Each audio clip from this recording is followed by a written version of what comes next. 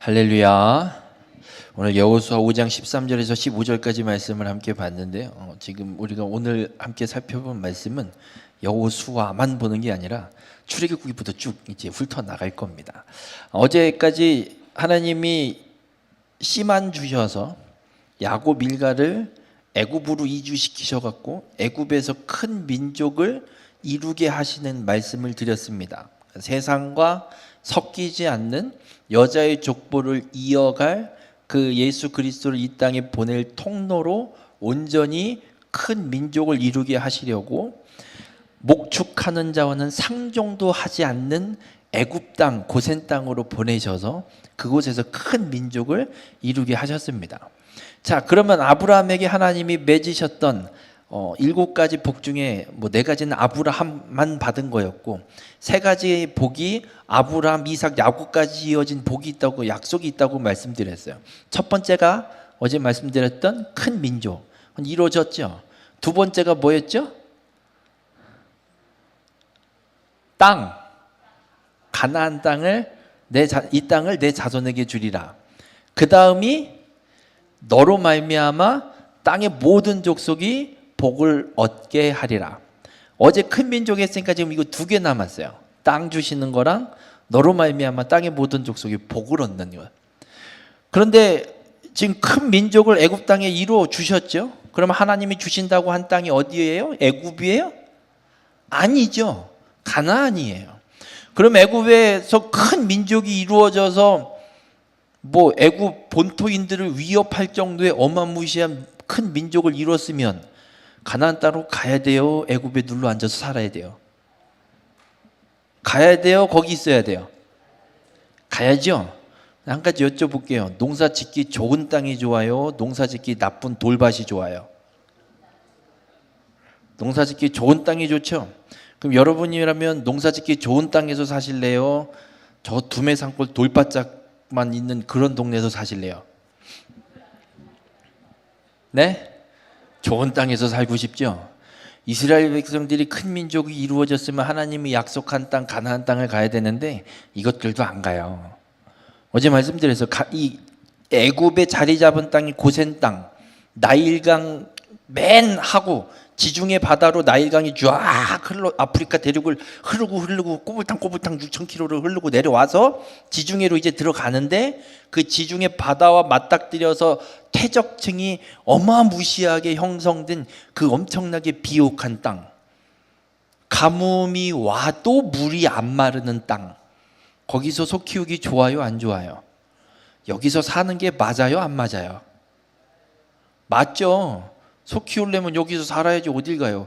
그래서 얘네들이 안 가요. 그런데다가 애굽이 어느 정도의 힘이 있는 나라가 되냐면 제국을 이루는 나라예요. 어느 정도냐면 이제 그 갈대아 우루 이쪽 중동 쪽에 우리가 열왕기서를 하면서 말씀드렸던 아수르 제국, 바벨론 제국 이렇게 생겼었잖아요. 아수르든 바벨론든 이 중동 지역, 이 지중해 저 북쪽에 있었던 제국은 어떻게까지 하냐면 아프리카 대륙을 정복하려고 애굽을 치러 내려와요. 애굽을 밟고 아프리카 대륙까지 다 정복을 하려고. 그런데 매번 내려오지만 막히는 게 애굽이에요. 이집트에서 계속 막히는 거예요.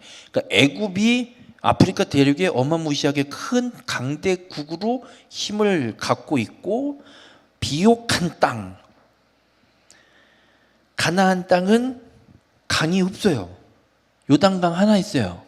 여러분, 요단강이 어떨 것 같으세요? 큰 강일 것 같으세요? 조그만 동네 색강일 것 같으세요? 조그매요. 성강보다 더 좁아요. 진짜 성강보다 더 좁아요. 세례 요한이 세례 줬다는 그 요단강 변두 가면요, 여기서 강 건너가 저 문이에요. 저 있는 데서 저 문까지밖에 안 돼요. 그러니까 강이 작아요. 작은 강이에요. 그게 물이 많긴 뭘 많아요. 물도 없지. 그리고 거기 가서 무슨 농사를 져요? 그리고 거기 가서 뭘 키워요? 키우기는 풀도 별로 없는데 여기가 좋사오니. 그리고 이 가나안 팔레스타인 지역은 어떤 땅이냐면 아까 말씀드렸잖아요. 북쪽에서 바벨론이든 아수르든 애굽을 치러 이쪽 아프리카 정복하러 내려온다고. 그럼 밟고 지나가야 되는 데가 어디냐면 팔레스타인 이 가나안 지역을 밟고 내려가야 되는 거야. 껄핏하면 얘네는 침략이 있는 거예요. 북에서 내려오든 남에서 치든. 완전 샌드위치 돼도 맨날 두드려 맞고 전쟁이나 하고 침략당하고 물도 없고 거기서 무슨 소를 키워요. 거기서 소를 누가 키워요. 나일강 고센 땅, 이 물 많은데 풀 잘 나는데 밟고 지나가도 바로 풀이 쑥쑥쑥 올라오는 여기가 낫지. 그래서 이스라엘 백성들이 가나안을 가야 되는데 안 가고 여기 눌러 앉는 거예요. 그래서 하나님이 주신다고 한 땅을 이게 가질 수 있어요, 없어요? 없어요. 가야 되잖아요. 안 가요. 여러분, 우리가 한 가지 분명히 기억해야 될 게 있어요. 하나님이 약속하셨어요. 그러면 우리가 분명히 기억해야 될 건 그 약속을 이루기 위해서 우리는 그 길을 가야 돼요.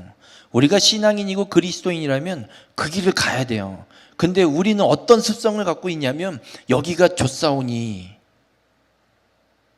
물 많고 풀 많은 여기가 좋사오니, 이사는 싫고 새로운 동네 어디 가서 발붙이는 것 사람들 사귀고 무해고하는 게 싫사오니 그냥 이대로가 좋사오니 여기서 이렇게 천년만년 아무 일 없이 살다가 저는 갈랍니다. 저를 건들지 마시옵소서. 우리의 습성이 이래요. 그러니까 이스라엘도 지금 가기가 싫은 거예요. 그래서 그냥 눌러 앉아 있는 거예요. 그래야 하나님이 가나안 땅 약속을 줘야 되는데 이루셔야 되는데 이루기 위한 문제가 두 가지가 있는 거예요. 하나는 이스라엘 백성들이 안 나간다는 거예요. 또 하나 문제는 이스라엘 백성들이 나가려고 하지만 애굽 왕이 안 보내주는 두 가지 문제가 생겼어요. 그래서 하나님이 큰 민족은 이루었는데 이것들을 가나안 땅으로 옮기기 위한 작업을 출애굽기에서 시작을 하십니다. 큰 민족을 이뤘는데 이 이스라엘 백성들을 가나안 땅으로 이주시키기 위해서 애굽에서 하나님이 무슨 일을 하시냐면 오늘은 찾아볼게요. 출애굽기 1장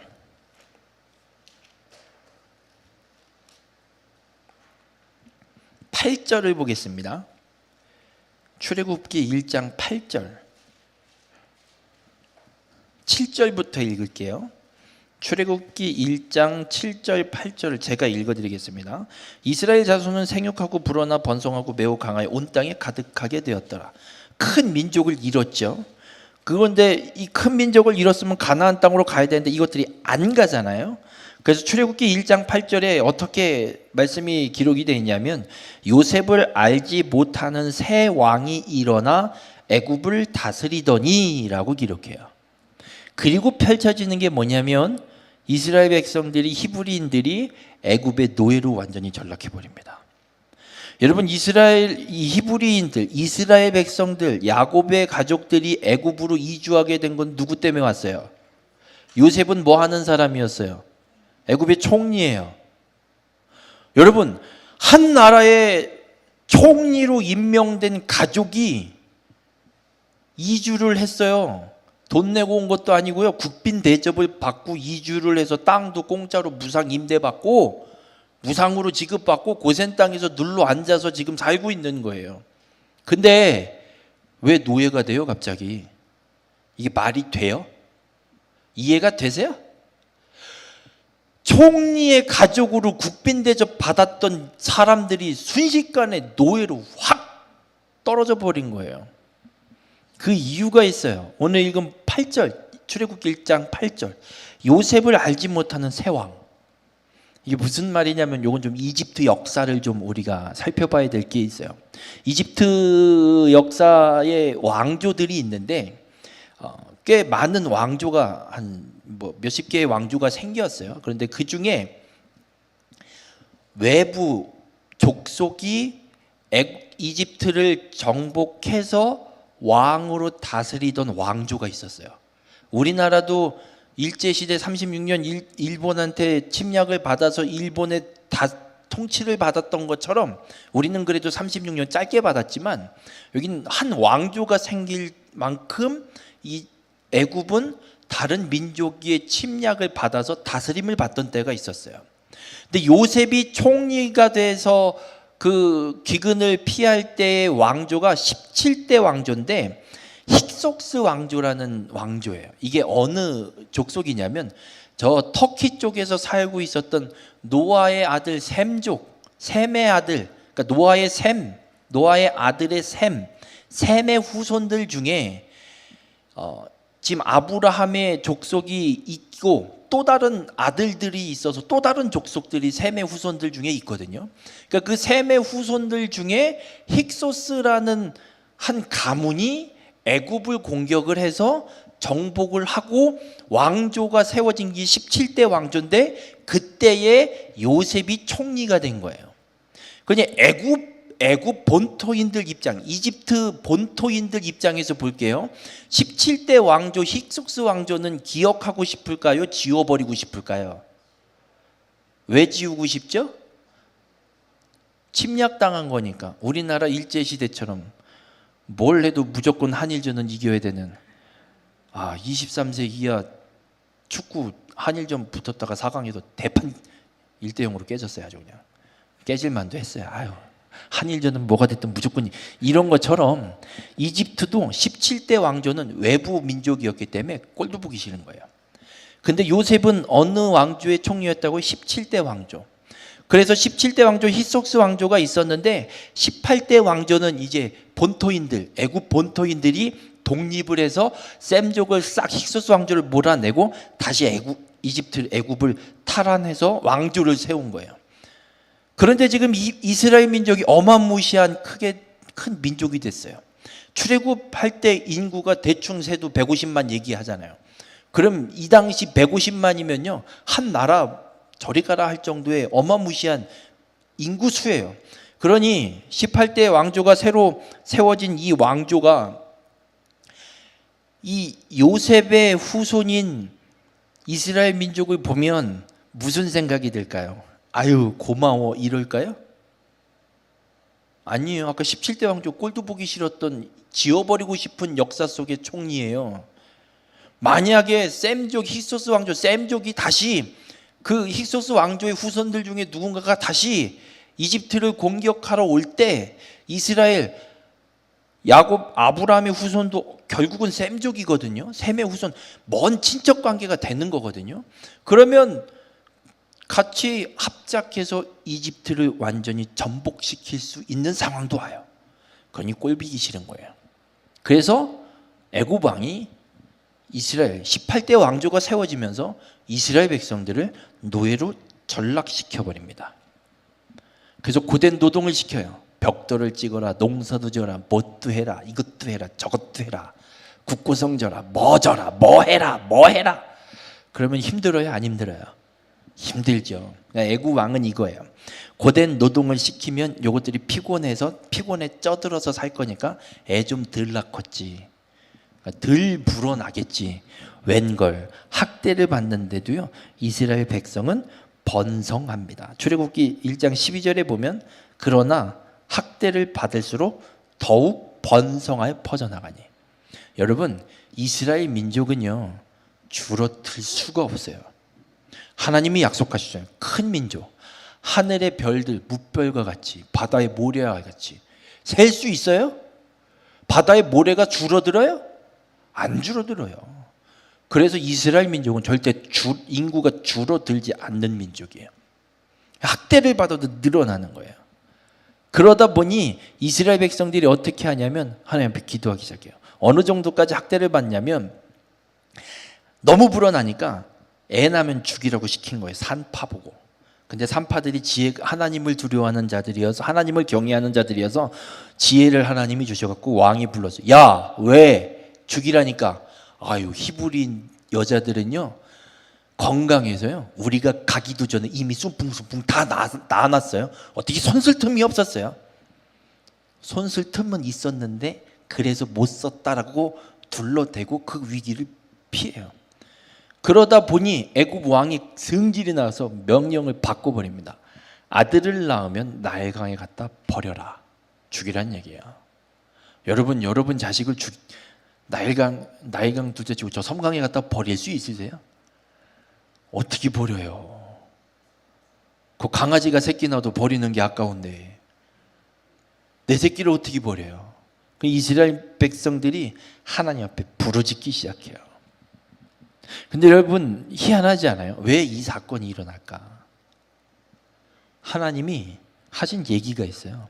창세기 15장에 보면 하나님이 아브라함한테 한 번 더 언약을 해요. 이제 내가 네 자손을 큰 민족을 이루게 하겠다라고 약속을 하시면서 어떤 말씀을 하냐면 창세기 15장 13절에 여호와께서 아브라함에게 이르시되 너는 반드시 알라 내 자손이 이방에서 객이되어 애굽에 내려가서 객이 된다는 얘기예요. 다른 나라를 간다는 얘기예요. 그들을 섬기겠고 노예가 될 것도 말씀하세요. 그들은 400년 동안 내 자손을 괴롭히리니. 이방에 객이 돼서 이방으로 갈 거래. 어딘지 모르지만 아무튼 일단 가게 될 거고 거기에서 그 이방 족속을 섬기게 될 거고 그 이방 족속은 이스라엘 아브라함의 자손 큰 민족을 이룬 자손들을 괴롭히는데 400년 동안 괴롭힐 거라고 하나님이 이미 아브라함한테 얘기해 놓으셨어요. 그러니 지금 출애굽기 1장에서 벌어지고 있는 새 왕조가 일어나고 이스라엘 백성들이 고난을 받고 핍박을 받고 박해를 받는 건 어느 날 갑자기 찾아온 주님의 음성이 아니고요. 이미 500년 전에 하나님이 아브라함한테 말씀해 놓으신 계획이에요. 그러니 이건 반드시 이루어질 하나님 계획이에요. 여러분 우리가 분명히 기억해야 될 게 있어요. 하나님의 계획은요. 어느 날 갑자기 툭 하고 튀어나오는 게 아니에요. 우리는 살다 보면 아씨 오늘은 이거나 해볼까? 그럼 어느 날 갑자기 뭔가를 하잖아요. 그죠? 안 그러세요? 한 100년 미리 계획 세워놓고 하세요? 100년 계획 세워놔봤자 못해요. 1년도 계획 세워봤자 우린 잘 못해요. 그냥 어느 날 갑자기 생각나면 하고 아니면 말고. 하나님은 이미 계획을 해놓고 하시는 일이에요. 그래서 이스라엘 백성들이 애굽 땅에 가서 하나님이 큰 민족을 이루어 놓으면 이것들 안 나올 거 하나님은 이미 알고 계신 거예요. 그래서 이것들을 내보내기 위한 작업을 할 것을 먼저 아브라함한테 약속으로 선언해 놓으시고 지금 때가 돼서 큰 민족이 됐고 이제 가나안 땅으로 갈 때가 됐으니까 하나님이 이 역사를 세상 역사까지도 하나님이 주관하셔서 인도하고 계신 거예요. 다니엘 2장 21절인가에 보면 이런 고백을 해요. 때와 시기를 바꾸시는 하나님, 왕을 세우기도 하고 패하기도 하시는 하나님. 이 애굽의 왕조가 힉소스 왕조가 세워지고 지금 요 시기에 왕조가 바뀌는 것도 와 독립운동 잘했네가 아니라 하나님이 바꿔놓으신 거란 얘기예요. 이 세상 모든 통치자들 뭐 부정선거가 어쩌고 저쩌고 백날 떠들어 봤자요. 하나님이 정하면 하나님이 세우는 거예요. 안 좋은 잘못된 정치인 뭔가 지도자가 세워졌으면 그건 벌 받는 거예요. 뭐라고 따질 것도 없고 비난할 것도 없고 욕할 것도 없어요. 우리가 할 건 하나님한테 기도할 것밖에 없어요. 뭐 정치판 갖고 떠들지 마세요. 하나님이 주관하고 계신 건데 지들 마음대로 하라 그러세요. 하나님 무서운 줄 모르고 지들 멋대로 해보라 그러세요. 그 죄는 하나님 앞에서 지들이 책임져야 될 죄들을 지들이 짓는 거예요. 그거 뭐 어떻게 할 거예요. 뭐 우리가 한다고 여기서 백날 떠든다고 그게 바뀔 것 같으세요? 여기서 백날 우리가 대모하고 떠들어봐야 안 바뀌어요. 근데 바꾸는 방법이 있어요. 하나님한테 책임을 물으세요. 하나님 이 나라를 이렇게 내버려 두시면 안 되잖아요. 하나님 말씀을 갖고 하나님은 말씀을 약속을 신실하게 이루시는 하나님 아니에요? 말씀 이렇게 하셨잖아요. 그럼 이렇게 이루어 주셔야지요. 왜 안 하고 계세요? 라고 차라리 하나님한테 물으세요. 그럼 하나님은 하나님의 약속이 분명하면 행하시는 분이에요. 그래서 애굽의 왕조를 바꿔서 하나님이 이스라엘 백성들로 하여금 지들이 스스로 이제는 더 이상 못 살겠다. 가자! 나가자! 하나님을 찾기 시작해요. 하나님 좀 살려줘요 좀 제발. 더 이상 이렇게는 못 삽니다. 그래서 하나님이 모세를 불러서 이스라엘을 건져내실 준비를 하십니다. 모세가 왕궁에서 살다가 살인죄 살인을 저지르고 미디안 광야로 뛰쳐나가서 또 40년을 살고 양을 치고 있는데 불붙은 떨기나무의 음성을 듣고 하나님의 부르심을 받아요. 근데 여러분 떨기나무가 어떤 나무인 줄 아세요? 잘 모르시죠? 찔레나무 보시면 돼요. 아니 딸기나무가 아니에요. 찔레나무 보시면 돼요. 찔레나무 막 가지가 막 그냥 뭉쳐서 막 퍼지잖아요. 떨기나무도 그렇게 생겼어요. 그 불 붙으면 잘 탈까요? 안 탈까요? 잘 타요. 그럼 떨기나무에 불 붙으면 얼마나 탈까요? 1시간 탈까요? 홀랑 휙 타고 끝나요. 근데 모세는 양을 치고 있는데 보는데 불 붙은 떨기나무를 보는데 불이 붙었나 보다 하고 양을 친 거, 딴 일을 본 거예요. 그래서 좀 이따 또 보니 또 눈에 들어오는 거예요. 또 불이 안 꺼지네. 그럼 신기해요, 안 신기해요? 그리고 이게 뭐야?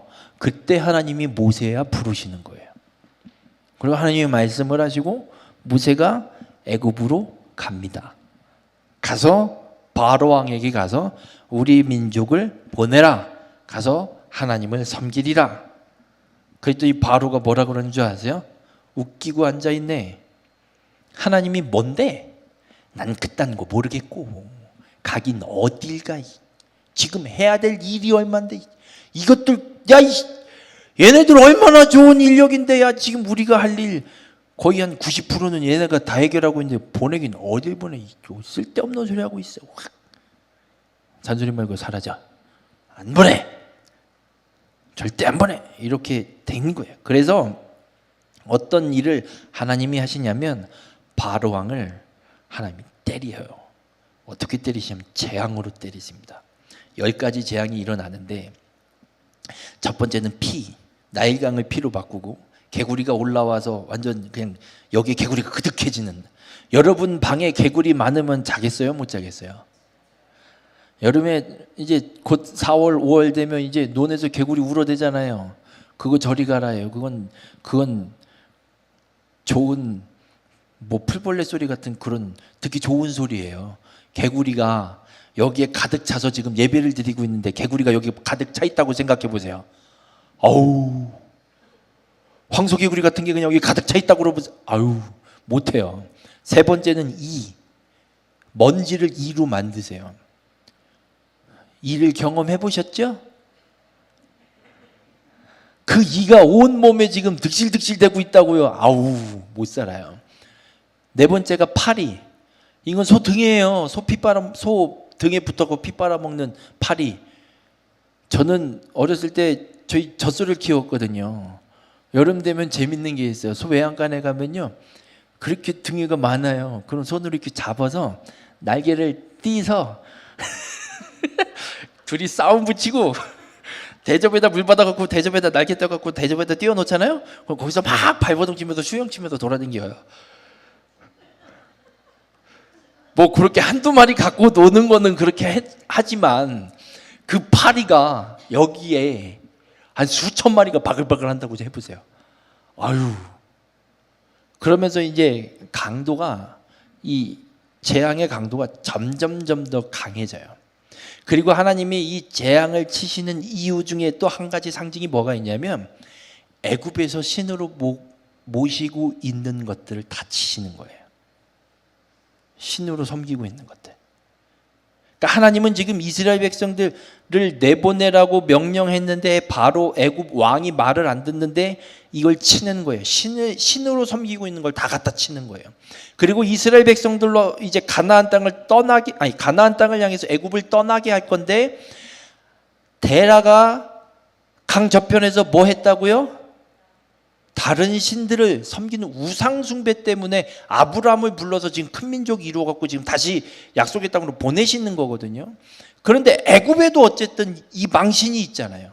그 신들을 다 치시는 거예요.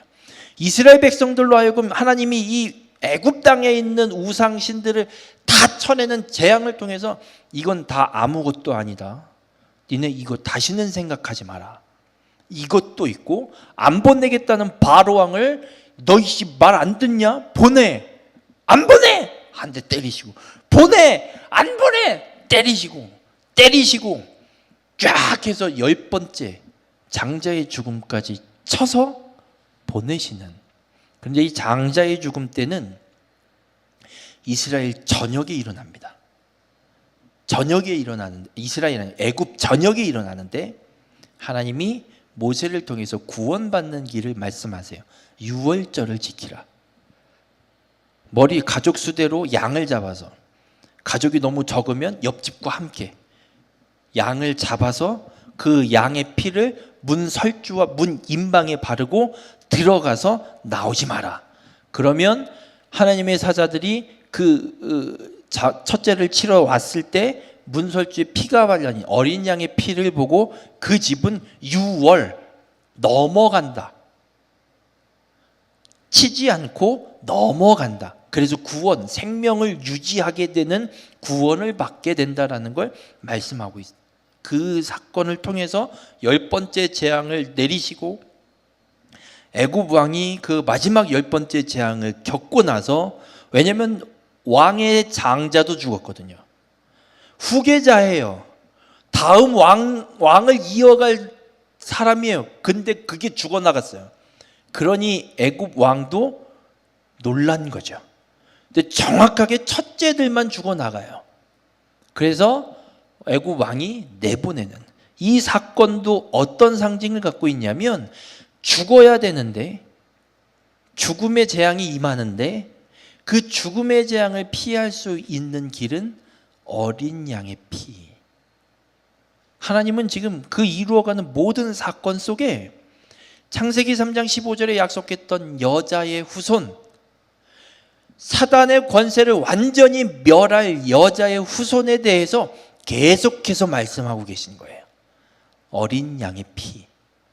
그 여자의 후손이 흘릴 희생의 피가 너희를 구원할 거다라는 걸 하나님이 이 10번째 재앙을 통해서도 말씀하시는 거예요.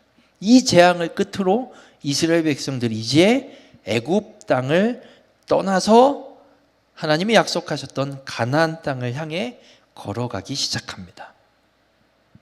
그런데 출애굽기 13장 17절부터 18절에 보면 이런 말씀이 기록되어 있어요. 바로가 백성을 보낸 후에 블레셋 사람의 땅의 길은 가까울지라도 하나님이 그들을 그 길로 인도하지 아니하였으니 이는 하나님이 말씀하시기를 이 백성이 전쟁을 하게 되면 마음을 돌이켜 애굽으로 돌아갈까 하셨음이라.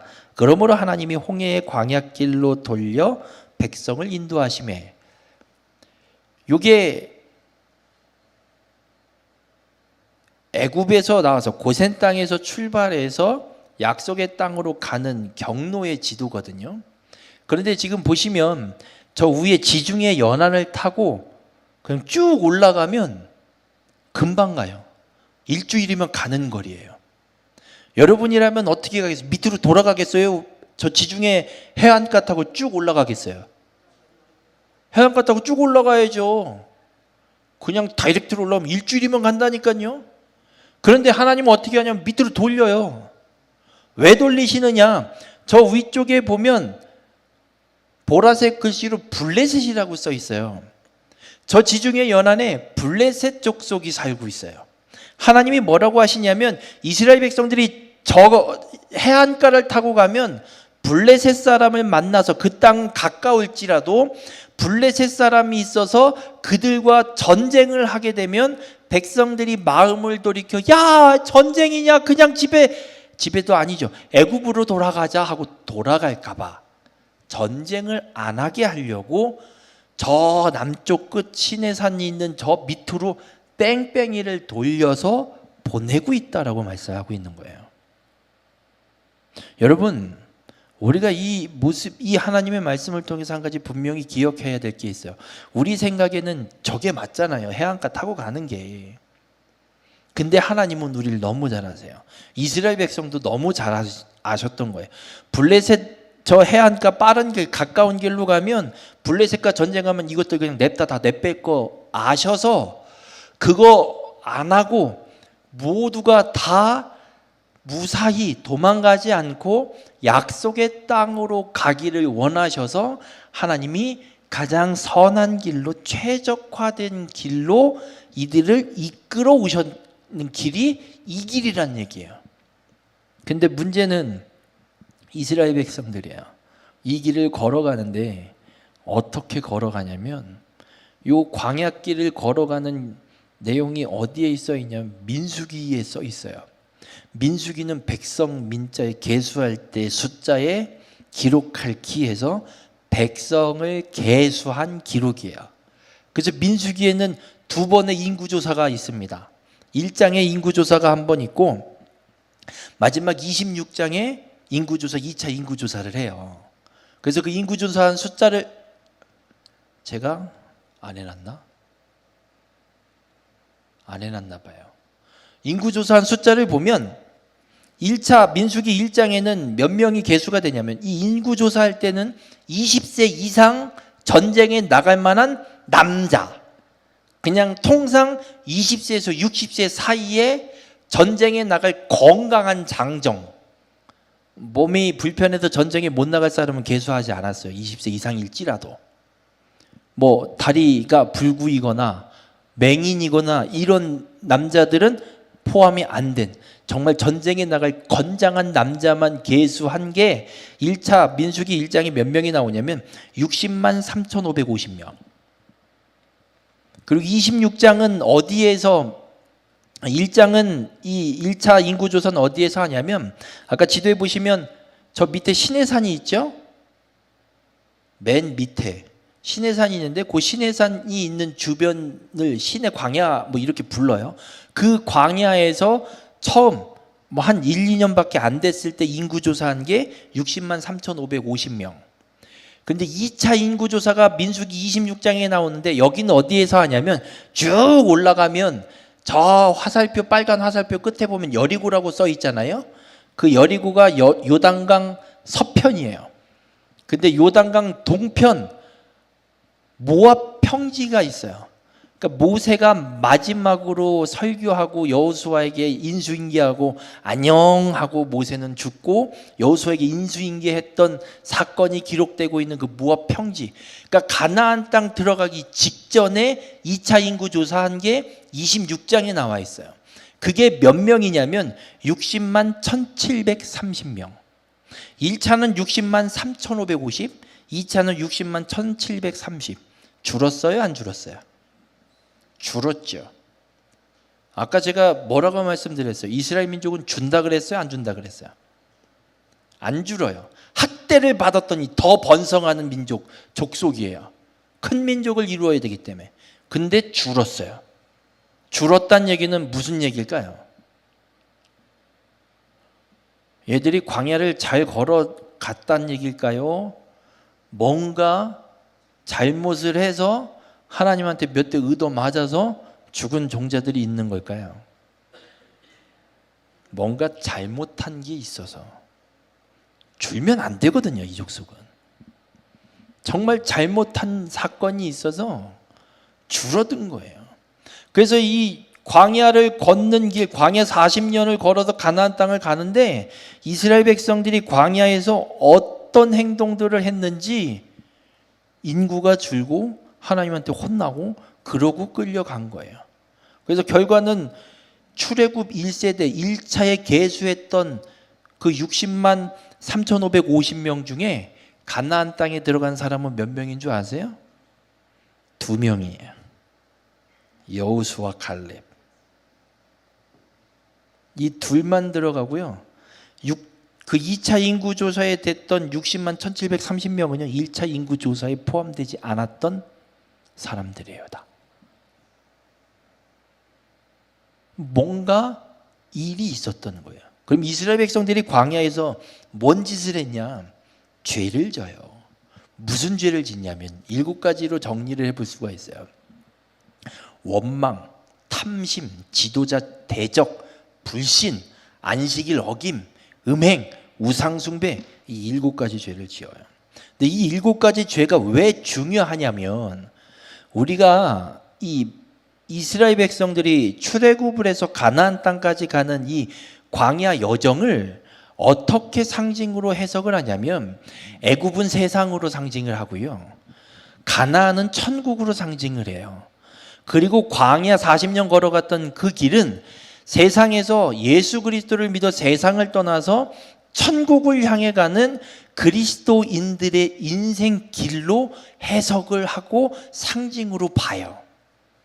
그러면 이스라엘 백성들이 광야 40년을 걸으면서 지었던 죄들이 우리가 예수 믿어 구원받은 자로 하나님 나라 천국을 향해 가는 우리의 인생 속에서 우리도 다분히 지을 수 있는 죄들이란 얘기예요.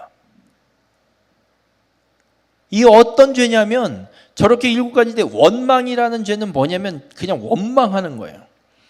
물 없어서 원망해. 뭐 없어서 원망해. 먹을 게 없어서 원망해. 뭐 했다고 원망해. 그러다가 막판에 이제 얼마 남지 않아서 그 에돔 땅을 지나서 모압 요단 동편 모압을 향해서 걸어가야 되는데 그 에돔 땅을 건너가야 되는데 에돔 왕이 안 돼! 이리로 못 지나가! 그리고 또 저 홍해길 바닷가 남쪽으로 또 우회하는 길로 또 가게 되거든요. 막판에도. 그때도 원망해요. 아 진짜 갈 데가 없나. 왜 또 이 길을 일로 가냐. 그냥 애굽을 가지 진짜. 심심하면 하는 게 원망이었어요. 이스라엘 백성들이요. 출발하자마자 홍해 딱 맞닥뜨렸을 때도 얘기해요. 몇 자리 없어서 우리 여기까지 끌고 왔냐 모세? 여러분 근데 이 원망이라는 죄는 모세에게 원망한 것 같지만 성경은 얘기해요. 하나님께 원망한 거라고. 모세를 원망한 거라고 이야기하지만 몇 자리 없어서 우리 여기까지 끌고 왔냐 모세야 이러지만 하나님을 원망하는 거예요. 그리고 원망은 어리석은 죄라고 성경은 이야기하고 있어요. 여러분 원망을 버리시길 바랍니다. 원망은 저게 나 혼자 떠드는 거라서 죄인지 아닌지 잘 구분이 안 가요, 솔직히. 그죠? 나 혼자 운전하다가 아유 저놈의 새끼는 운전을 왜 졌다고 그러고 나 혼자 뭔가 말하고 그냥 많은 거라서 죄로 인식이 안 돼요. 근데 여러분 이 원망이요 하나님을 원망하는 거고 하나님께 하는 거고 어리석은 죄라고 성경은 분명하게 말씀해요. 바로 우리 모든 성도님들 여러분의 삶에서 원망을 버려내기 바라십니다. 우리 원망 심심하면 해요. 맘만 안 들면 뭐라고 한마디씩 하잖아요. 그게 다 원망이에요. 어느 목사님은 그래서 이 원망을 버리기 위해서 어떻게 하냐면 감사를 한대요. 그러면서 하는 얘기가 가장 대표적인 거 하나만 말씀드릴게요. 운전을 하다 보면 이상하게 하는 놈이 있어서 이런 XX 이러잖아요. 그럴라다가 하나님 그래도 감사하네요. 사고 안 나게 해주셔서 그냥 그렇게 말을 바꿔버린대요. 승질은 난대요. 근데 그 승질은 나지만 말로 내뱉지 않으려고 그리고 그 생각을 버리려고 입술로 그냥 감사합니다라는 감사 제목을 찾아서 그냥 말로 내뱉어 버린대요. 여러분 그렇게라도 원망을 버리시길 바랍니다. 이게 우리를 광야에서 사라져 없어져 버리게 만들 수 있는 죄라는 거예요. 원망이. 두 번째는 탐심이에요. 이거 욕심. 민수기 11장 31절에서 35절에 보면 이스라엘 백성들이 뭘 하냐면 하나님이 만나를 매일 주시거든요. 가시같이 동글동글한 뭐 이거를 맨날 먹어요. 아침 점심 저녁으로. 처음에는 우와 이러면서 먹었어요. 맛있었나 봐요. 그래도 이게 질렸나 봐요. 이것들이. 그러니까 고기 좀 먹고 싶은데 애굽에 있었으면 고기 가만히 그 옆에도 고기 막 먹었는데 고기 먹고 싶은데 그래서 하나님이 뭐라고 말씀하시냐면 알았어 고기 먹게 해줄게. 하루 이틀 일주일도 아니고 한 달을 질리도록 고기를 먹게 해줄게. 몇 달이요? 한 달. 그래서 하나님이 메추라기를 바람을 불어갖고 메추라기를 쫙 메추라기가 얼마나 날라오냐면 민수기 11장 31절에 보면 메추라기를 몰아 진영곁 이쪽 저쪽 곧 진영 사방 각기 하루길 되는 여러분 하루길 걸어가시면 몇 킬로 걸어가세요? 150리? 150리면 한 60킬로 가요? 네, 그 정도 되는 거예요. 그냥 1시간에 4km 간다 그러고 하루 10시간 걷는다 그러면 40km예요. 그죠? 그럼 그렇게 계산을 해볼게요. 하루길이니까 사방 하루길, 사방 40km. 여기서 저 원주, 남원주 IC 있는 데까지, 위로는 홍천까지, 옆으로는 여주까지. 여주가 아니고 저 초원리 지나서 저기 풍수원 지나서 거기 동네가 뭐예요? 뭐 그쪽까지. 동쪽으로는 둔내 지나서 평창 가야, 면원 IC는 더 지나가야 되죠. 어마무시한 면적이에요. 얼만큼 쌓아주시냐면 지면 위 2규빗, 한 규빗이 여기 팔꿈치에서 손이거든요. 요거 한 40cm, 45cm 봐요. 2규빗이면 90cm, 요 허리 정도까지. 양이 얼마예요? 40km는 둘째치고 우리 교회 마당에만 요 앞에 마당에만 이만큼 눈이 그렇게 쌓였다고 해보세요. 어마무시해요. 메추라기, 하여튼간 메추라기. 그게 그렇게 그냥 우리나라로 쉽게 닭 한 마리, 한 중닭? 그게 뭐 멀리 가요. 그냥 이 교회 요 교회 예배당 안에만 이렇게 꽉 차 있다고 그러보세요. 이거 며칠 먹어야 돼요, 우리? 삼시세끼 삼계탕 한 마리씩 끓여 먹는다고 해도 다 못 먹어요. 근데 사람들이 하나님이 보면 한 달 동안 질리도록 먹게 하신다고 했거든요. 근데 이스라엘 백성들 이것들이 얼만큼 챙기냐면 민수기 11장 32절에 보면 적게 모은 자도 10호멜이라. 한 호멜이 몇 리터냐면 220리터. 한 드럼 조금 넘는 거예요. 여러분, 한 드럼 고기 그냥 220리터 이거 고기로 무게로 치면 암만 못해도 180kg, 200kg 될 거예요. 몇 근이에요? 한 300근 내는 거예요? 300근이 뭐예요? 한 3000근 내나 보네. 그게 한 호멜이라고요. 근데 적게 거둔 자가 몇 호멜? 10호멜. 20드럼, 10드럼. 미쳤어요. 그거 언제 다 먹어요? 한 달을. 그러니까 이게 무슨 의미냐면 하나님이 한 달 먹인다고 했거든요. 먹을 만큼 그냥 갖고 가면 돼요. 오늘 10식구면 10마리 갖다가 30마리 갖다가 아침에 한 마리, 점심에 한 마리, 저녁에 한 마리, 한 마리씩 뜯자 이렇게 갖고 가도 돼요. 그런데 이게 한다는 게 적게 거둔 자가 10홀매. 또 안 내릴까 봐 쟁여놓으려고. 이게 탐심이에요. 메추라기 사건이. 고기 먹고 싶다는 거. 여러분, 이것 또한 우리가 인생길 가운데, 그리스도인 천국을 향한 인생길 가운데 이 탐심이요, 우리를 광야에서 살인지게 할 수 있는 죄가 될 수 있어요. 욕심을 버리세요. 아유, 사촌이 땅을 사면 어떻다고요? 배가 왜 아파요? 어이구 잘했다 야. 그거 사느라고 얼마나 고생했냐. 좀 격려 좀 해주면 어디가 덧나요? 우리가 그리스도인이라면 탐심도 버려야 돼요. 또 하나 죄는 지도자를 대적하는 죄. 민수기 12장에 보면 모세가 구스 여인을 취합니다. 아내로. 구스는 저 아프리카 에티오피아, 그러니까 에티오피아 이방 여자잖아요. 지도자 모세가 이방 여자를 아내로 취한 거예요. 이걸 보고 아론과 미리암, 모세의 형 누나, 제사장인 아론, 누나인 미리암이 둘이 가갖고 대표로 모세를 질타해요.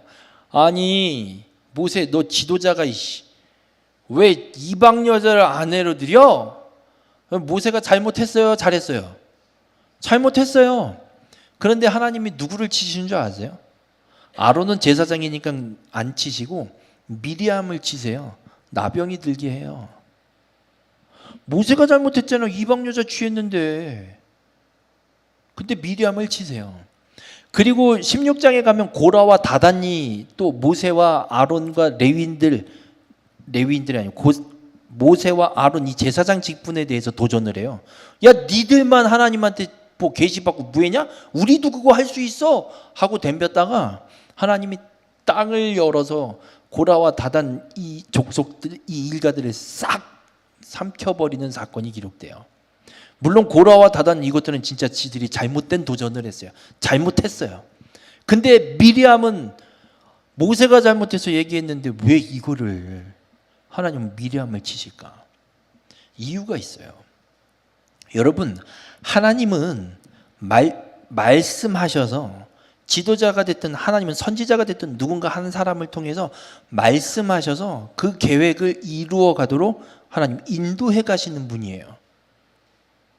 그러니까 지금 모세를 부르셨잖아요. 이스라엘 백성들을 건져내려고.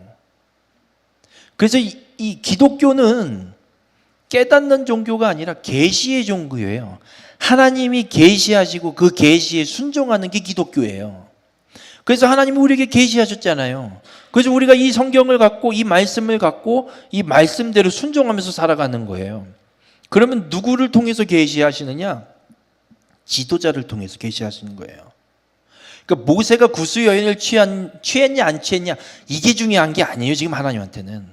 그게 정말 잘못된 거면 하나님이 알아서 혼내실 거지 그 사람이 질타할 이유가 없다는 거예요. 하나님이 보시는 건, 더 중요하게 보시는 건 하나님의 뜻을 온전히 백성들에게 계시를 전달해 줄 지도자가 더 중요한 거예요. 만약 모세가 사라져 버리면 이 상황에 이스라엘 백성들이 어떻게 가요? 누가 끌고 갈 거며 누가 하나님의 말씀을 전해 주겠냐고요? 못 해요. 그래서 하나님이 치신 거예요. 그래서 기독교에서는 지도자를 대적하는 게 하나님한테는 큰 죄가 되는 거예요. 그래서 저 역사들이 일어나는 거고, 또 하나의 죄는 불신이에요. 가데스 바네아에서 지파별로 한 명씩 12명을 뽑아서 정탐꾼을 가나안 땅에 정탐을 보내서 40일을 정탐을 하고 와요. 그래서 12명이 보고를 하는데 똑같이 보고를 하는 게 있어요. 그 땅의 상황을 똑같이 보고해요. 적과 꿀이 흐르는 게 맞다.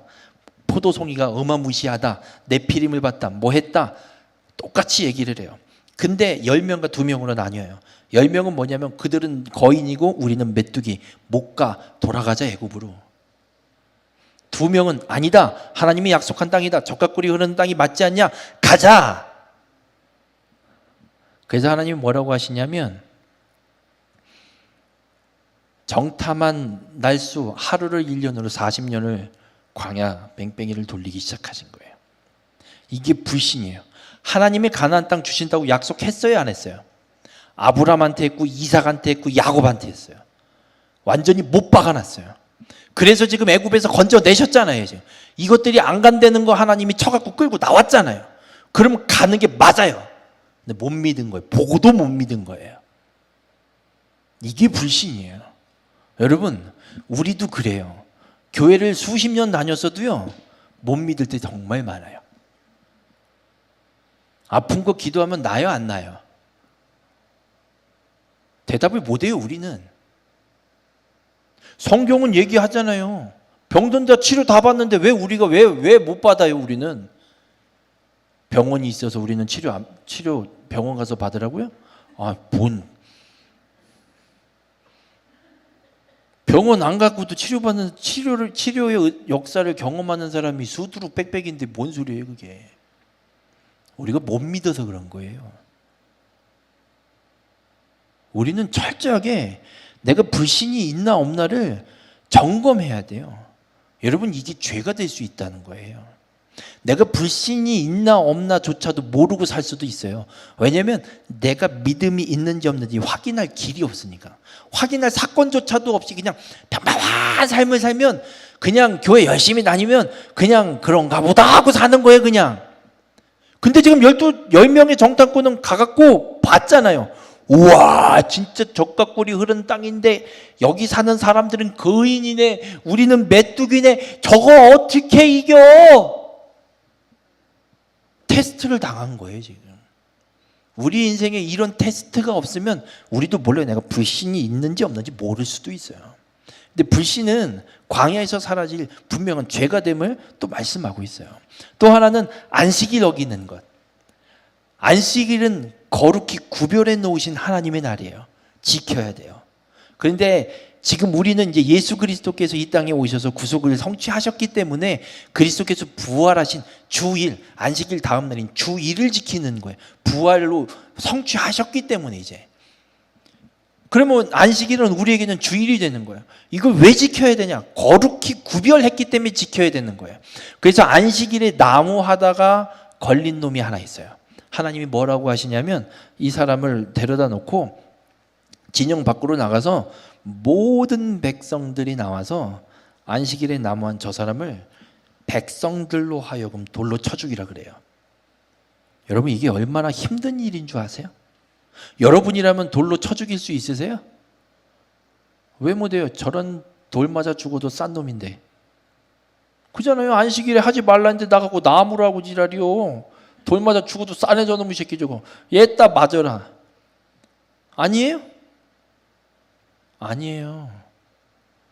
그 백성 안에 그 돌 맞아 죽은, 안식일을 어긴 돌 맞아 죽어야 되는 형제가 있고 아들이 있고 친척이 있고 친구가 있고 같이 사는 사람들이에요. 그걸 내 손으로 쳐 죽인다? 안식일에 나무했다고? 하나님 분명하게 선언하시는 거예요.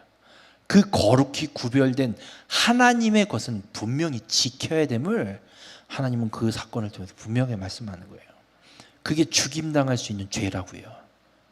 그리고 여섯 번째, 일곱 번째는 음행과 우상 숭배인데 이건 같이 일어나요. 어제 바알 말씀드렸잖아요. 바알이 제사의식을 하고 나면 그 이후에 또 뭐 한다 그랬어요? 진탕 술 퍼마시고 그룹 성관계를 가져서 그 이부 행사를 진행한다고 했잖아요. 그래서 항상 같이 일어나는 두 사건. 민수기 25장에 어떤 사건이 있냐면 모압의 발락 왕이, 왜냐하면 이스라엘 백성들이 모압 평지를 와서 요단강을 건너갈 거니까 모압 쪽으로 오고 있잖아요. 그러니까 이 발락 왕이 주술사 발람을 초청해서 이것들 좀 저주해달라고 그랬는데, 발람이 왔는데 하나님이 저주를 안 시키고 축복만 내리 3번 시키는 거예요. 축복만 하고 집에 가요. 근데 발락 왕한테 어마무시한 재물을 받아서 가요. 아니, 저주하라고 불렀는데 반대로 이스라엘을 축복하고 갔는데 돈을 왜 줘요, 그 놈을? 여러분이라면 주겠어요? 시킨 일 똑바로 안 하고 가는데 주겠냐고요? 정신 나간 놈이지. 그걸 왜 줘요? 안 주지. 근데 받아갔어요. 받아갔다는 얘기는 뭔가 소스를 주고 간 게 있는 거예요. 그게 무슨 사건으로 나타나냐면 그 뒤에 나오는 민수기 25장의 바알부월 사건. 미디안 여자, 모압 여인들이 가서 꼬셔요. 우리랑 같이 놀자. 그래서 이스라엘 백성들이 그 여인들과 함께 그들의 신의 제사에 참여하고 제사에 절하고 음행하는 사건이 민수기 25장에 기록이 된 거예요. 여러분, 데라가 강 건너편에서 뭐 하고 있었다고요? 우상숭배. 그거 끊어내려고 아브라함을 거기서 본토 친척 아비집에서 불러내셨는데 얘들이 또 광야에서 약속의 땅을 향해 가는 광야길에서 또 우상숭배를 똑같이 또 하고 있다? 죽어 마땅한 죄가 될 수 있다는 얘기예요. 여러분, 우리가 분명히 기억해야 될 건 우리가 살아가는 인생 속에서도 분명 이런 죄를 지을 수 있음을 기억하시고 이 죄의 자리는 아예 쳐다도 보지 마요. 요셉처럼 보디발의 아내가 요셉 나랑 하룻밤만 자자 할 때 그 소리를 들은 뒤로는 아예 그 주인 마님이 불러도 가지 않고 딴 놈 보내고 아예 같이 있지도 않고 그 자리에 가지도 않았던 것처럼 우리가 이 죄를 지을 수 있는 자리가 있다면 아예 가지를 마세요. 동네 사람들이랑 모였는데 맨 뒷담만 하고 사람 욕이나 했어요? 그냥 가지 마세요. 거기 가서 뭐 어떻게 가만히 있을 거예요? 같이 씹어줘야지. 묻고 뜯고 씹어줘야지 맞장구가 되지. 그리고 사람들이 이게 어울린다 치지. 그거 안 하려면 방법 없어요. 안 가는 게 상책이에요. 죄의 자리는 피하세요. 이 죄의 자리를 끊지 않고 계속해서 머물러 있으면 오늘 이 민수기석에 기록되어 있는 광야 40년 길의 이 죄 때문에 사라져버린 사람처럼 우리도 그 길을 갈 수 있다는 걸 주님은 말씀하고 있어요. 그런데 하나님이 이런 죄를 짓는 이스라엘 백성들을 왜 참으실까요? 여러분 한번 생각을 해볼게요. 여러분 자녀가 말을 징그럽게 안 들어요. 그냥 내버려 두세요? 저는 그냥 안 내버려둬요. 뒤쫓아가고 엉덩이를 발로 걷어차요. 진짜 발로 걷어차요, 쟤네 둘. 야, 이씨 빨리 가서 안 씻어. 그러면 뒤쫓아가고 막 발로 엉덩이를 빵빵 차요. 빨리 들어가서 씻으라고. 그래도 30분 걸려요. 두드려 패든지 뭐든지 해야 될 거 아니에요. 그죠? 우리는 못 참아요. 근데 하나님은 참으세요. 이런 죄를 짓는데도 참고 계시고 끝까지 끌고 가시는 이유가 있어요. 이 40년 광야길을 한마디로 정리한 말씀이 사도행전 13장에 나오는데, 사도행전 13장 18절에 광야에서 약 40년간 그들의 소행을 참으시고, 하나님은 광야 40년 길을 가면서 이스라엘 백성들이 행한 이 모든 죄를 참으신 분이에요. 왜 참으시냐? 먼저는 하나님의 약속. 창세기 3장 15절, 여자의 후손을 보내리라. 이거 이루셔야 되니까 참는 거예요. 또 하나가 있어요. 모세의 중보기도. 이것들이 죄를 칠 때마다 모세가 가서 하나님 앞에 기도해요. 홍해 건널 때도 몇 자리 없어서 끌고 나왔냐? 그러니까 모세가 하나님한테 기도하니까 하나님이 뭐해? 지팡이를 들고 바다를 향해 지팡이를 들어라. 물이 갈라지잖아요. 그리고 시내산에서 율법 받으러 올라갔을 때 금송아지를 밑에서 만들어요. 이것들이. 그때도 하나님이 어떻게까지 말씀하시냐면 모세에게 이래요. 모세, 이것들 그냥 다 버리고 너랑 나랑 가자. 나 다시 시작할란다. 이렇게까지 말씀하세요. 근데 모세가 그때 뭐라고 하시냐면, 뭐라고 하나님 앞에 기도하냐면, 하나님이 뭐라고까지 말씀하시냐면, 야, 약속한 대로 니네 가나안 땅에 다 들여보내줄게. 싹 다 밀어내고 니네 들어가서 살게 해줄게. 근데 난 안 갈게요. 니들끼리 가. 가게 해줄게. 바로 가. 까지 이야기를 했는데 모세가 뭐라고 하냐면, 하나님 안 가면 나도 안 갑니다. 말이 돼요, 하나님? 하나님이 끌고 나와서 지금 가고 있는데 하나님 안 가고 우리끼리 가라고요? 그럼 하나님이 아니지. 어디서 밑장을 빼요, 하나님 지금. 모세도 하나님 앞에 중보기도를 할 때 어떻게 중보기도를 하냐면, 그냥 지가 떠들고 싶은 대로 떠드는 게 아니라 하나님이 주신 약속과 말씀이 있잖아요. 그걸 갖다 하나님 앞에 들이대는 거예요. 하나님이 이렇게 약속했잖아요. 하나님이 이 약속 지키려면 하나님이 우리 끌고 가야지. 우리를 그냥 우리끼리 보낸다고요? 그럼 하나님 아닌 게 되잖아요. 하나님이시잖아요. 버리지 말고 그럼 가야죠. 그럴 거면 차라리 나를 그럼 생명책에서 지우시고라도 얘들 데리고 가세요. 그 중보. 여러분, 중보기도는 그렇습니다. 중보기도는요, 물론 중보자는 예수 그리스도밖에 없지만, 우리가 무엇인가 중보하면서 누군가를 위해서 기도할 때 어떻게 기도해야 되냐면, 그냥 그 사람의 문제만 해결해 주세요 기도하는 게 아니에요. 중보기도의 원칙, 가장 첫 번째 원칙은 모세가 기도한 것처럼 하나님의 말씀을 갖고, 하나님의 약속이 이러하니 하나님의 약속을, 이 사람에게 해주신 하나님의 약속, 그 말씀을 하나님이 이루셔야 하나님 되시는 겁니다. 이게 중보기도예요. 그리고 하나님이 응답하실 수밖에 없게 기도하려면 다른 방법으로 기도하는 게 아니라, 우리는 보통 기도할 때 이렇게 하나님 지금 제가 뭐 어디가 아파요? 아니면 하나님 지금 무슨 문제가 있어요? 하나님 우리 자식이 어디가 무슨 문제가 있고 지금 시험 준비해야 되고 뭐 해야 된대요? 이거 좀 잘 되게 해주세요. 뭐 공부 잘하게 지혜를 주세요. 뭘 하세요? 그거 한 10년 해보세요. 응답이 있나? 한 100년 하면 올까? 뭐 기도 약장수가 아니지만 하나님이 반드시 이루시게 기도할 수밖에 이루시도록 기도하는 방법 중에 하나는요, 하나님의 말씀을 갖고 기도하는 거예요.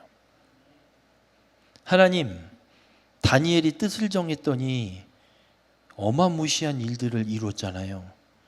내 새끼도 하나님한테 뜻 정했어요.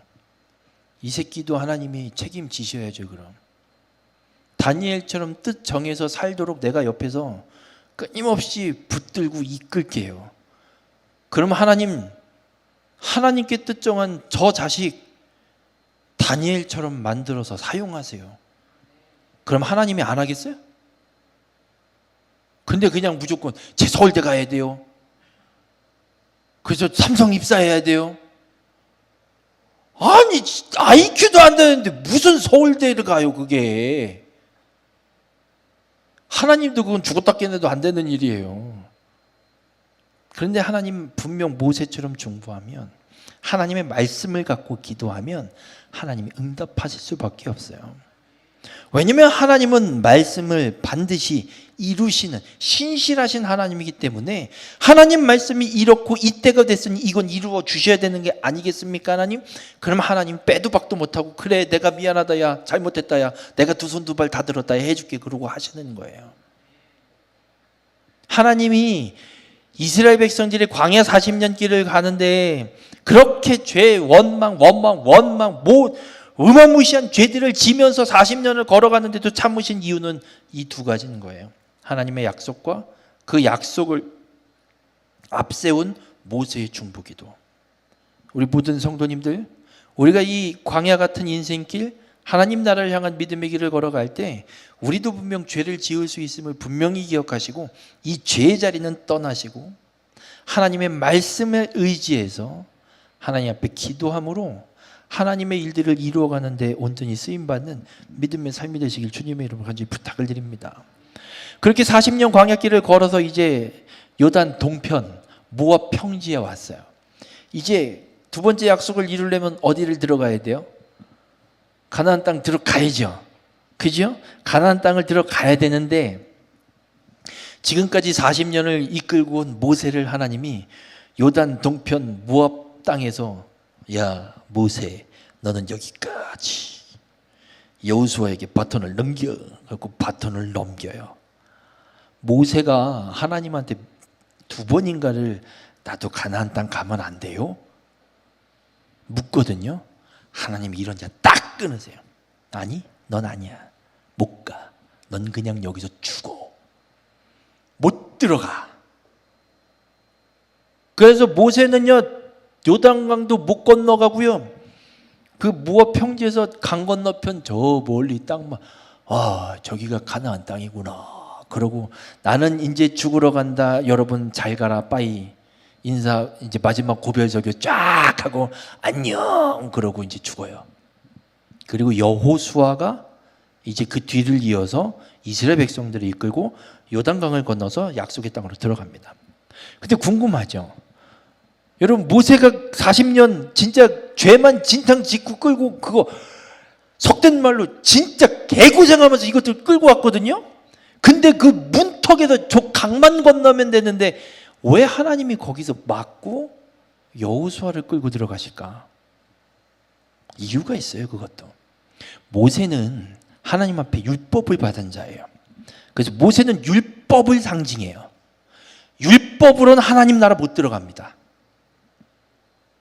율법으로는 하나님 나라 못 들어가요.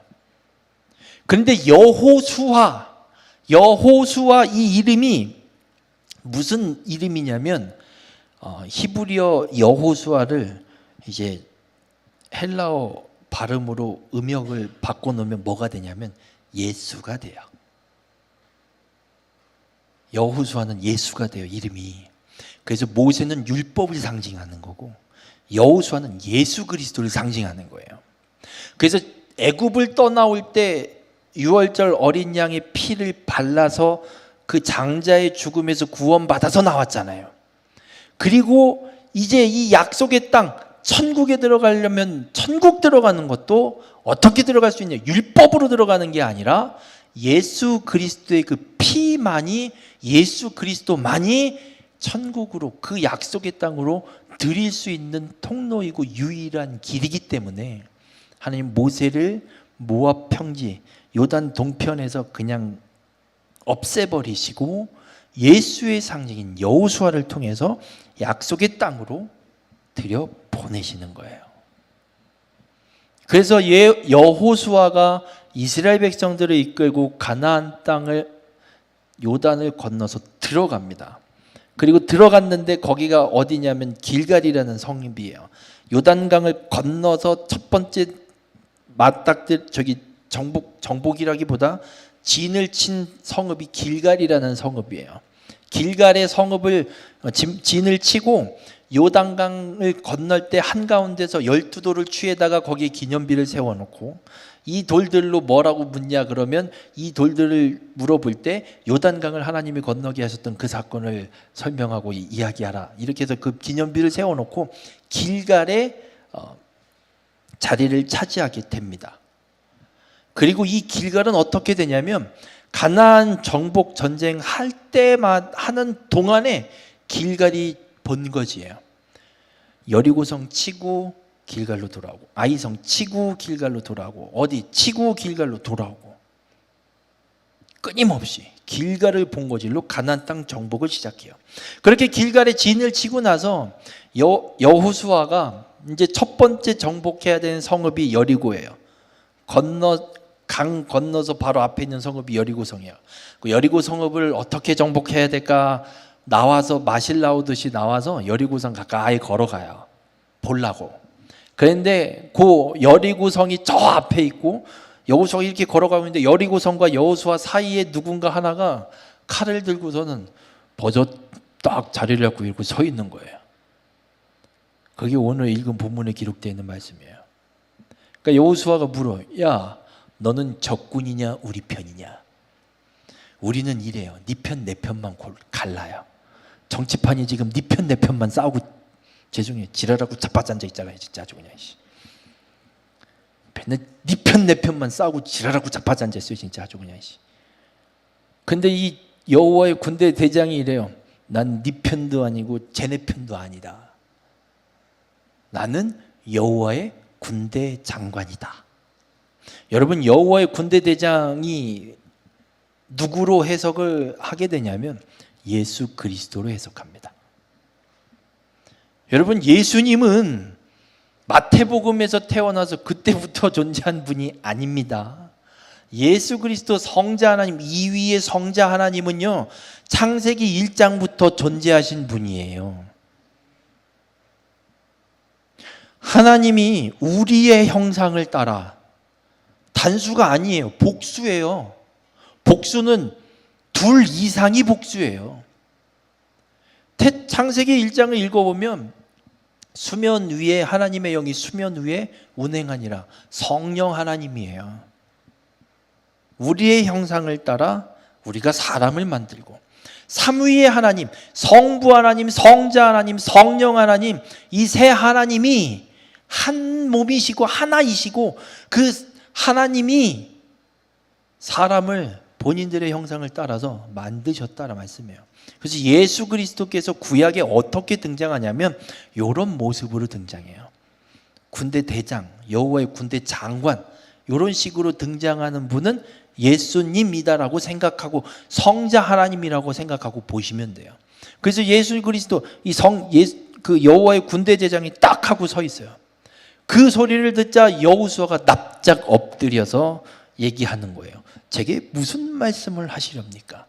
여러분, 이 세상에서 우리가 분명히 기억해야 될 게 있습니다. 네 편도 없고요, 내 편도 없고요, 하나님 편밖에 없습니다. 하나님 편에 서는 게 옳은 길입니다. 정치인들도요, 진보냐 보수냐 이념 정치 풀 뜯어먹는 소리고요. 정치인들이 서야 될 편은요, 국민들 편에 서야 됩니다. 이념으로 갈라치기 할 게 아니라, 이념이 중요한 게 아니라, 그래서 이 나라를 온전히 통치해 가기 합당한 길이 무엇인지를 백성, 국민들 입장에서 생각해서 해야 되는 거지, 저것들은 지금 다 지들 이속 차리는 짓거리들만 하고 있는 거예요. 이것도 우리에게 뭔 죄가 있는지 하나님이 버릴 수도 있어요. 그렇다면 우리가 해야 될 기도는 하나님 약속대로 처리해 주세요 하면 돼요. 그리고 하나님이 책임질 일이지 우리가 어떻게 할 수는 없어요. 하지만 기도는 해야 돼요. 이 나라가 온전히 하나님의 일을 이루어가는, 하나님의 약속을 이루는 나라가 될 수 있게. 그래야 하나님 약속이 성취될 거니까. 아무튼 그래서 그 여호와의 대장, 나는 하나님의 여호와의 군대 제장으로 왔다. 네 편도 내 편도 아니다. 그러니까 여호수아가 납작 바짝 엎드려서 저에게 무슨 말씀을 하시렵니까? 그랬더니 이 여호와의 군대 대장이 이래요. 내가 선 곳은 거룩한 곳이니 내 발에서 신을 벗으라. 신을 벗는다라는 게 상징하고 있는 게 있습니다. 이 신을 벗는 게 어떤 의미냐면 룻기 4장에 보면 룻이 나오미를 쫓아서 시어머니 나오미를 쫓아서 베들레헴에 돌아왔어요. 그리고 이제 율법 중에 뭐가 있냐면 첫째 아들이 결혼을 했는데 아이를 못 낳고 아들이 죽었어요. 그러면 그 동생이 형의 대를 이을 씨를 아들을 낳는 기업 물을 책임이 있어요. 그래서 형수한테 동침해서 아이를 낳게 해야 돼요. 그러니까 이게 기업 물을 책임이 있어요. 그래서 기업 물을 자가 있어야 돼요. 왜냐하면 이 대가 족보가 끊어지지 않게 하기 위해서 하나님의 여자의 후손을 이 땅에 보내신다고 약속하셨잖아요. 그래서 이 여자의 족보를 끊어지지 않게 하기 위해서 하나님이 이제 끊임없이 역사를 펼쳐오셨단 말이에요. 그래서 기업 물을 자가 분명히 있어야 돼요. 근데 나오미는 유대인이잖아요. 근데 기업 물을 자가 없잖아요. 지금 남편도 죽었죠. 두 아들도 죽었어요. 더 이상 기업이 이어갈 사람이 없어요. 근데 며느리 룻이 있잖아요.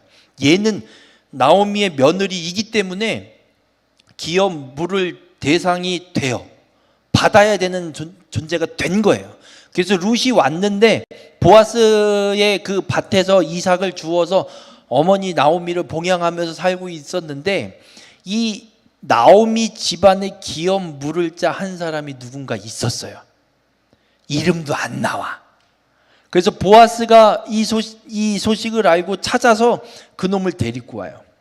야, 네가 나오미 집안의 기업 물을 책임이 있는 1순위야. 나오미 며느리거든, 룻이거든. 너 기업 물러야 돼. 너 이거 책임져야 돼. 할래 말래?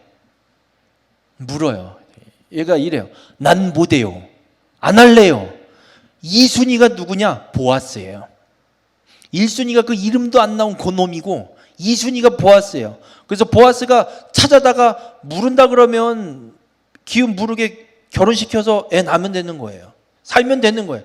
근데 얘가 안 한다 그러면 이제 보아스는 자기가 하려고. 안 한다니까 보아스가 그래? 너 안 해? 그러면 이렇게 해요. 신발 벗어. 왜 그러냐면 룻기 4장 7절에 보면 이렇게 기록해요.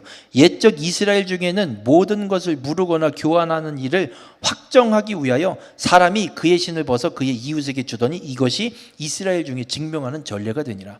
1순위 기업 물을 자가 권리를 난 포기할게.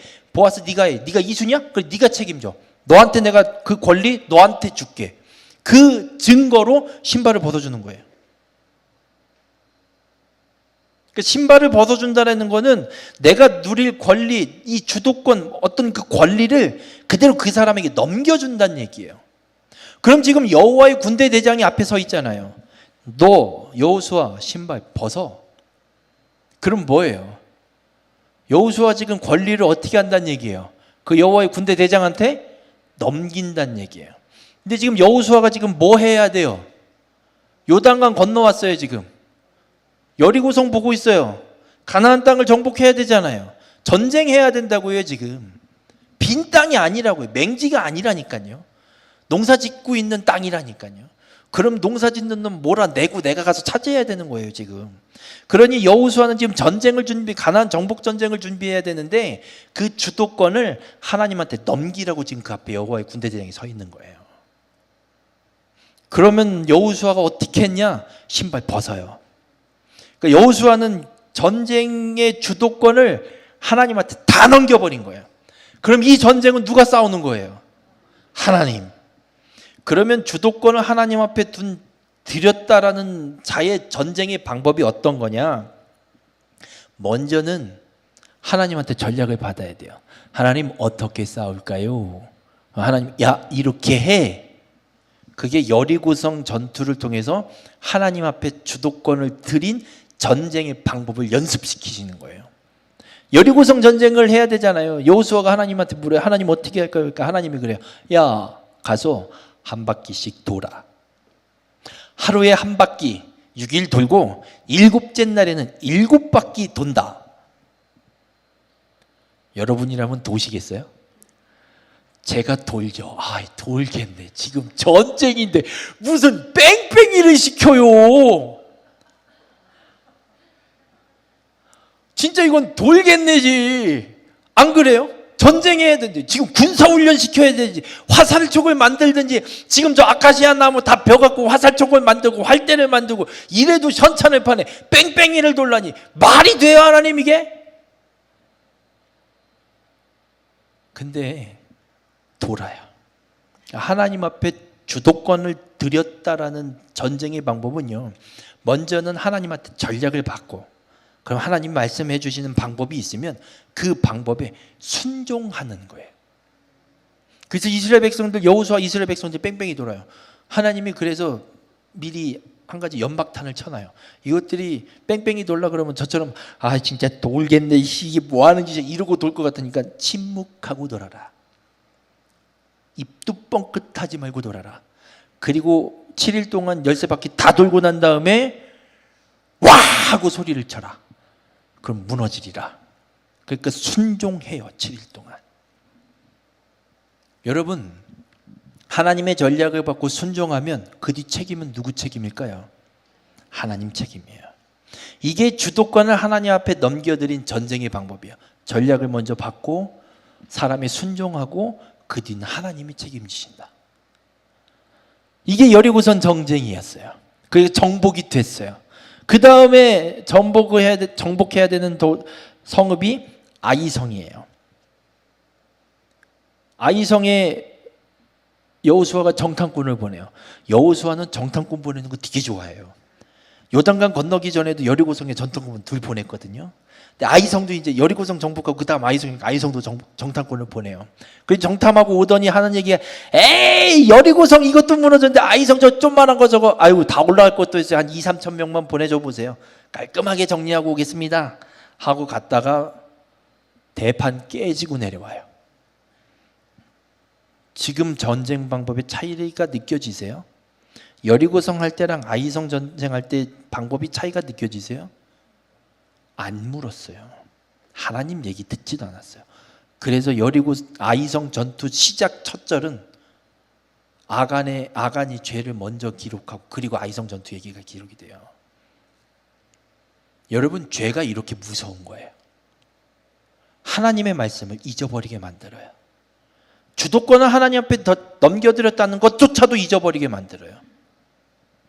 그렇게 대판 깨지고 나서 그때서야 여호수아가 아차 하고 하나님한테 기도해요. 그랬더니 하나님이 죄 졌잖아, 정리해.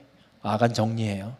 그리고 이제 매복 전쟁하러 지금 한 번 해서 저것들이 지금 의기양양하니까 몇만은 성읍 뒤편에 숨겨놓고 성문이 있으면 그 반대편에 매복하고, 그리고 성문에서 도망쳐올 공간 그 중간쯤에 또 매복 하나 더 하고, 한 2-3천 명만 성문에 가서 공격하고 바로 후퇴 튀어. 그럼 요것들이 쫓아 나올 거야. 그러니까 왜냐하면 지금 한 번 전쟁에서 아이성이 이겼잖아요. 그랬는데 왔다가 얼마 안 있어 이것들 또 도망가잖아요. 그럼 아싸 이겼다 그러고 또 냅다 쫓아나가는데 이 아이성 군사들이 어떻게 하면 성문도 안 닫고 쫓아나가는 거예요. 그러니까 성 뒤편에 숨었던 매복군들이 성으로 들어올 준비를 하고 있고, 그리고 이제 이 성을 정복하면서 불이 태워버리고 연기가 나니까 도망가던 것 뒤에 중간에 매복해 있던 사람이 짜잔 하고 튀어나와서 얘네 뒤를 치고 도망가던 사람들이 다시 돌아서 치고, 아이성 군사들은 중간에 완전히 매몰당하게 해놓고 성읍도 정복하고, 그렇게 해서 아이성을 정복하게 돼요. 여러분, 이 가나안 땅 정복은요, 발에서 신을 벗어야 돼요. 하나님이 주시는 방법대로. 그렇게 중부 지역을, 지도가 작죠. 그 요단강을 건너서 여리고 아이성을 정복하고 나서 이제 남쪽 지역을 정복을 하고, 그리고 이제 북쪽 지역을 정복을 해요. 여리고성과 아이성을 정복한 다음에 남쪽 먼저 정복을 하러 가는데, 남쪽에 보면 저기 예루살렘이라고 있어요. 헤브론 옆에 어디께 보면 저도 잘 안 보여요. 아무튼 저 기브온 밑에 예루살렘이라고 있어요. 예루살렘 왕이 아도니세덱이라는 왕이에요. 그 아도니세덱 살렘 왕 아도니세덱을 중심으로 연합군이 이루어졌고 기브온 주민들이 먼저 여호수아에게 투항하고 왔었어요. 그래서 여호수아가 오케이 받아줄게, 속았지만 받아줄게. 얘네가 이제 공격을 받는다고 연락이 와서 아이성을 정복하자마자 남쪽 정복을 가는데 어떻게 하시냐면 하나님이 그날 그 밤에 그냥 기습 공격 가라고 말씀하세요. 여러분 아이성 전투가 끝나고 길갈로 돌아가는 길이거든요. 그리고 길갈에서부터 예루살렘으로 올라가는 길이 어느 정도냐면 이 여리고가 사해 위쪽에 있어요. 그러니까 사해는 해발 마이너스 400m고 예루살렘은 해발 400m인가 500m인가 그래요. 그러면 사해에서 가까이 있는 여리고이기 때문에 여리고도 거의 마이너스 400, 350m, 400 사이거든요. 그러면 예루살렘까지 올라가는 게 거의 800m, 900m를 올라가야 되는 길이에요.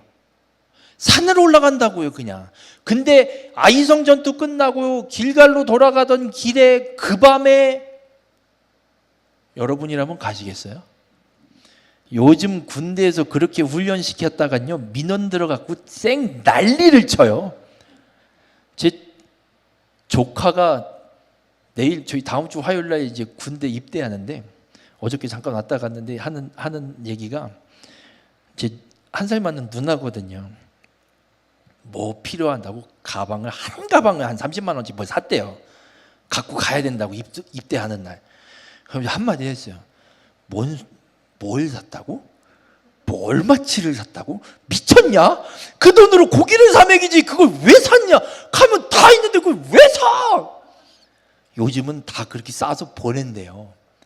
제가 그랬어요. 다들 정신 나갔다고. 요즘 군대에서는요 뭐 훈련도 뭐 하여튼간 뭐 이상하게 시키면 그러니까 핸드폰을 갖고 들어가서요 애가 조금 힘들잖아요. 그럼 저녁에 엄마한테 전화한대요. 그러면 다음날 아침에 엄마가 그 부대 사무실로 전화해 갖고요. 행정보급관이나 뭐 소대장이나 중대장한테 전화를 받아 갖고 나 누구 엄마인데요. 우리 애가 어제 전화하는데 뭐 몸이 좀 안 좋다는데 좀 쉬게 좀. 아유 진짜 아주 그냥 아유 군대인지 유치원인지 모르겠어요 진짜. 요즘은 그래요. 근데 지금 여기 전쟁은 어떻게 하냐면요. 하나님 뭐라 그러냐면요. 재정비할 시간도 없어요. 그 밤에 기습 공격. 그 밤에 쫓아 올라가서 그러니까 한 800고지 되는 산을 그 언덕길 산을 뛰어 올라가서 밤에 가야 되니까 해 뜨기 전에 빨리 가야지 기습 공격을 할 거 아니야 아침부터. 그리고 이 시대에는 해 떨어지면 공격 안 했어요. 전쟁 안 했어요. 해 지기 전에 딱 전쟁 스톱! 서로 양쪽에서 나팔 불어요 동시에. 후퇴! 그러고 돌아가요. 저녁 먹고 하룻밤 자고 아침에 일어나면 다시 도동 땅땅땅 하고 나갔다 나팔 빵! 그러면 돌진! 그럼 그때 해 뜨는 상태에서 왜냐면 해가 없으니까 뭐 깜깜하니까 전쟁 아예 안 하니까 못 하니까 그런 철칙들이 있었어요. 그리고 진 나라는 이긴 나라한테 전쟁 배상금 전쟁하면서 소비된 돈 내놔! 이러고 배상금 내. 전쟁에서 지면 하여튼간 다 손해예요. 아무튼 이 밤새 달려 올라가서 그 길을 올라가서 예루살렘이 남방을 다 기습 공격을 해서 정복을 하게 돼요. 그런데 아까 말씀드린 해지기 전에 전쟁 끝나야 해지면 전쟁 스톱된다고. 그런데 해가 지려고 하는 시기가 다가온 거예요. 그랬더니 어떻게 하나님이 하시냐면 여호수아 10장 12절에 보면 태양아 너는 기브온 위에 머무르라 달아 너도 아얄론 골짜기에 그리할지어다. 그래서 태양이 멈추는 사건이 일어나요. 적을 소탕할 때까지. 이거 말이 안 되는 소리죠. 근데 하나님은 하신다니까요. 왜 창조주시니까. 지금 하나님이 싸워주고 계신 거예요. 그리고 어떻게 싸우냐면 얘네는 밤새 올라가서 기습했거든요. 근데 하늘에서 우박이 불이 섞여서 막 떨어지는 거예요. 근데 어떤 우박이 떨어지냐면 제가 93년도에 했던 거 그러니까 92년도였던가 한여름에, 그러니까 한 8월 말 9월 초 우박이 진짜 이따만 주먹만 하진 않았고 진짜 왕구슬만한 우박이 어마무시하게 떨어져 갖고요. 8월 말 9월 초니까 배추 막 싹 나갖고 이제 좀 조선 배추처럼 좀 잎사귀 생기고 막 이런데 그거 다 뚫어놓고 벼도 막 익어가고 있는데 반타작 싹 털려버리고, 이거 저기 스레트 말고 플라스틱으로 된 지붕 스레트 올려놓은 거 다 깨지고 요만한 우박이 떨어졌는데, 근데 여긴 우박이 어느 정도 우박이냐면 사람 머리보다도 더 큰 우박, 떨어지면 맞으면 죽는 우박, 거기에 불이 섞여서. 그러니 얘네가 밤새 뛰어 올라와 산길을 올라왔지만 군사들이 싸운 거예요? 하나님이 하신 거예요? 하나님이 하신 거예요. 이렇게 남쪽 전쟁을 정복을 하고 나서 이제 여리고성, 아이성 중부 지역이랑 저 남쪽 지역을 정복을 했잖아요. 이제 북쪽 지역을 정복을 해야 되잖아요. 북쪽도 하나님이 뭐라고 말씀하시냐면 기습 공격. 여기는요 남쪽보다 더 멀어요. 지금 뭐 이제 제가 이 사진을 보여드리는 건 고도가 언덕이 올라가는 길이 오르막길이라는 걸 보여드리는 거고, 얼마나 뭐냐면 지금 여리고가 저 중간이거든요. 저기서 갈릴리 호수 북쪽까지 올라가서 정복을 해야 돼요. 그러니 남쪽은 요 사해 바로 옆이니까 고만고만한데 북쪽은 저 꼭대기까지니까 지금 이 남쪽 온 거에 한 4-5배 이상을 더 올라가야 되는 거예요. 계산 뭐 얘기하는 게 한 100km 이상 거리를 기습 공격, 여기도 밤에. 이게 여러분 전쟁, 이 가나안 정복 전쟁이요. 이게 말이 성경에 그냥 한두 장에 그냥 간단하게 써놨으니까 그냥 이렇게 했나 보다 이거지요. 이 군사학적으로 보면요 말도 안 되는 전쟁이에요. 지금 이건 할 수 없는 전쟁이에요. 이거 이동하다 판난 전쟁이에요. 지금 싸움은 둘째고 이동하다 끝난 거예요. 이건 이동만 해도 그냥 대판 깨지고 져야 되는 전쟁이에요. 그런데 이겼어요. 이 여호수아가 이스라엘 백성들을 이끌고 가나안 땅을 정복하고 여호수아가 죽기 전에 고별 설교를 해요. 그게 어디에 나오냐면 여호수아 23장과 24장 끝장에 나오는데, 고별 설교를 하면서 뭐라고 이야기를 하냐면 여호수아 23장 3절에 너희의 하나님 여호와께서 너희를 위하여 이 모든 나라에 행하신 일을 너희가 다 보았거니와 너희의 하나님 여호와 그는 너희를 위하여 싸우신 이시니라. 가나안 정복 전쟁 누가 싸웠다고요? 하나님. 왜 그렇게 된 줄 아세요? 여호수아가 발에서 신을 벗어서 주도권을 하나님 앞에 다 드리고 하나님께 묻고 하나님의 말씀에 순종했더니 하나님이 책임지시고 승리의 싸움을 이루어 주셨다는 얘기예요. 그럼 우리도 한 가지 깨닫게 되는 건, 하나님께서 분명히 약속하신 대로 여자의 후손을 이 땅에 보내기 위한 약속, 아브라함에게 말씀하신 그 여자의 후손이 오는 큰 민족, 땅, 너로 말미암아 땅의 모든 족속이 복을 얻으리라, 이 약속도 하나님이 이루실 건데, 하나님이 이 약속을 이루는 과정에 쓰임받는 자의 삶은 어떤 자냐? 발에서 신을 하나님 앞에 벗어들인 자, 주도권을 다 드리고 하나님께 묻고, 하나님의 말씀이면 이게 합당하냐 불합리하냐 따지지 않고, 묻지도 따지지도 않고 하나님 말씀이면 그냥 무조건 순종. 그리고 나서 그 뒷일은 하나님이 책임지시는 거. 이걸 믿고 하나님께 끊임없이 묻고 하나님의 말씀에 순종하는 삶을 살아가는 자가 하나님의 약속을 이루는 자임을 우리에게 말씀하고 있는 거예요. 우리 모든 성도님들, 하나님은 우리를 위해 분명히 싸우십니다. 근데 어떤 자를 위해 싸우시느냐? 하나님께 신발을 벗어들인 자, 그리고 그 말씀대로 하나님의 말씀을 묻고 순종하는 자, 그 자를 하나님이 책임지십니다. 바라기는 우리 모든 성도님들이 하나님께 신발을 벗어드리는 자, 그래서 하나님이 책임지시는 자가 되시길 주님의 이름으로 축원합니다. 하나님께 신발을 벗어드리세요. 주도권을 드리세요. 뭐 전시 전자권을 갖고 와야 되니 뭐 해야 되니 다 필요 없어요. 하나님한테 맡겨야지. 뭘 갖고 와요, 갖고 오기는. 우리의 인생의 작정권은 하나님께 내어드리세요. 내가 환수해 와야지. 아니요. 하나님 앞에 작정권을 내어드릴 때 하나님이 책임지십니다. 우리 모든 성도님들은 하나님이 책임지시는 믿음의 삶을 살아가기를 주님의 이름으로 축원합니다.